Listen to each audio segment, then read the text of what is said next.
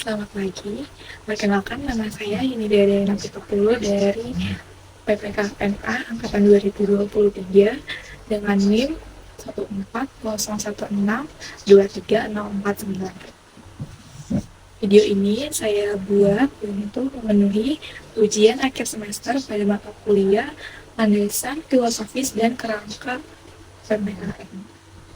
Sebelumnya terima kasih banyak kepada Bapak Yuyus Kardiman MPD dan Bapak Fauzi Abdillah SPD MPD selaku dosen pada mata kuliah ini. Izinkan saya untuk menjawab beberapa pertanyaan yang diberikan sebagai syarat UAS ini.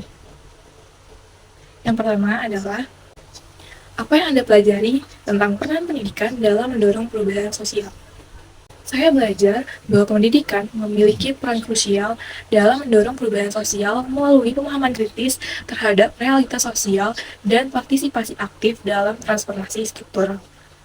Menurut saya, pendekatan kritis dan reflektif dalam pendidikan ini mengajarkan saya untuk melihat secara kritis realitas sosial dan mencari solusi yang inklusif dan berkelanjutan, di mana dari pendidikan inilah berakhir atau berdampak adanya perubahan sosial, karena perubahan sosial dihasilkan oleh si pendidikan ini. Karena tanpa pendidikan, kita tidak mungkin bisa menjadi manusia seutuhnya.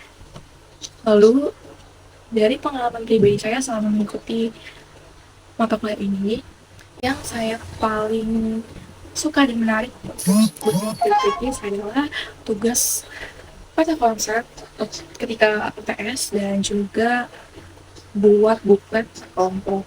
Karena kalau presentasi biasa itu sudah sering, namun di buklet itu kita bisa mendapat informasi yang lebih sedikit, lebih mudah dipahami, tapi menarik juga karena ada desain-desainnya, warna-warni, dan elemen-elemen gambar-gambar atau kata konsep yang uh, membangunkan imajinasi dan juga pengetahuan kita yang lebih mendalam itu, karena banyak beberapa yang akhirnya kita harus cari terlebih dahulu sebelum konsep itu terbuat, karena bagaimanapun konsep itu suatu hal yang saling terhubung. Kalau tidak paham yang satu, pasti tidak akan paham juga yang satu.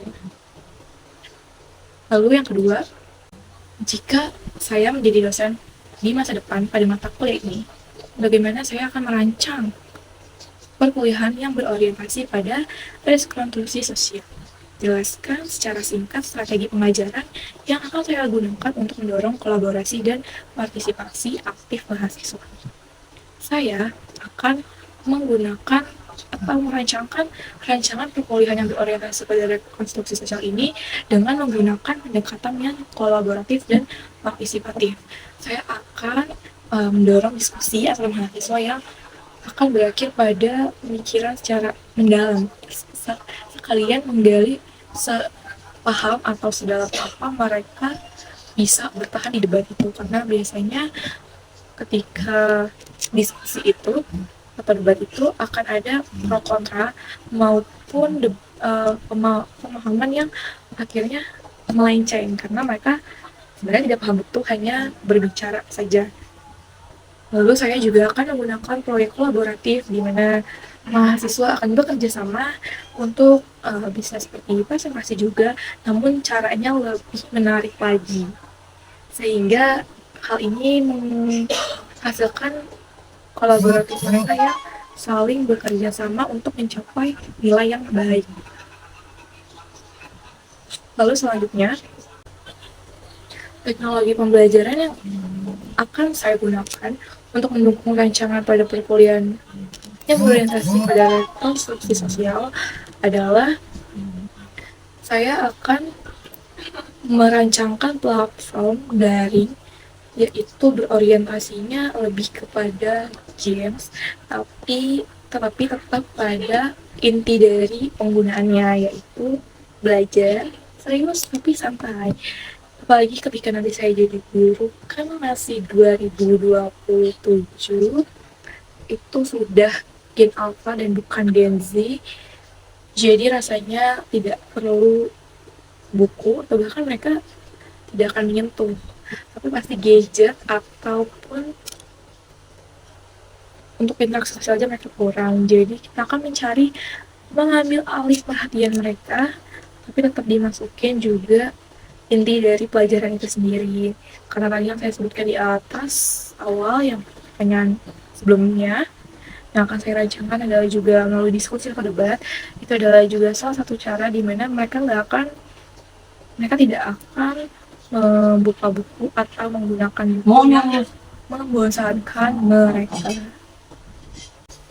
Selanjutnya ada bagaimana saya dapat memastikan bahwa nilai-nilai demokrasi seperti keadilan, kesetaraan tercermin dalam perkuliahan yang saya rancangkan, dan bagaimana Anda akan mengevaluasi dampak pembelajaran terhadap kesadaran sosial dan partisipasi siswa dalam proses demokrasi. Yang saya akan memastikan adalah dengan cara mengevaluasinya, yaitu mereka berani berpendapat sendiri langsung tanpa ada embel-embel pakai G-form, pakai ditanya ataupun harus dibuatkan seperti kertas yang nanti mereka isi, itu tidak perlu, sehingga demokrasi tetap berjalan. Kita ajarkan mereka untuk berani berpendapat setiap kali mengikuti mata kuliahnya. Mereka jika tidak suka, tidak paham, tidak mengenakan, mereka boleh angkat tangan dan berbicara, belajar untuk mengutarakan pendapat. Dan kita sebagai dosen juga harus memahami mereka dan tidak boleh mengambil sisi negatif, tapi belajar ambil sisi positif untuk diperbaiki. Jadi tidak ada menyalahkan mahasiswa, karena ini termasuk yang saya rancangkan. Sekian video saya, jika ada salah mohon dimaafkan. Terima kasih.